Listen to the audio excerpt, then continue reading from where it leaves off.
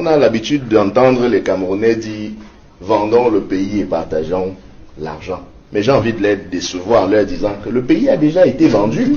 C'est l'argent qui n'a pas été partagé. Boléré Brown pour prendre tout le Cameroun.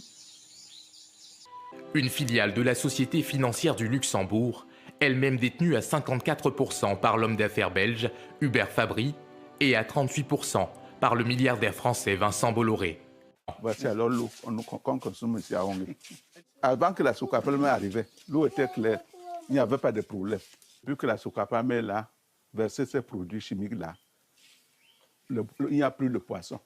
Tu mets le filet dans l'eau, tu trouves ça vide.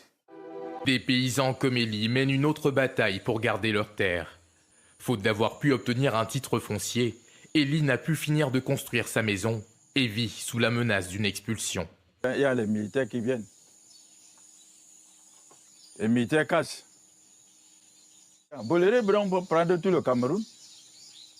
Et maintenant, nous, Bojo, nous allons rester où? Des paysans qui, comme Élie, veulent aussi pouvoir fabriquer leur propre huile de palme grâce à ces pressoirs artisanaux. Mais certains sont accusés de concurrence déloyale et redoutent de se voir confisquer leur pressoir. La Socapam ne veut pas que nous ayons un pressoir. Parce qu'eux, ils prétendent dire que dès que nous allons le nord, qu'on les donne. Donc j'ai acheté cette machine pour sortir de la pauvreté. Or, si aujourd'hui, les militaires viennent donc casser, quelle serait la situation? Comme à Bamungum, dans le 3e arrondissement de Bafoussam, région de l'Ouest Cameroun.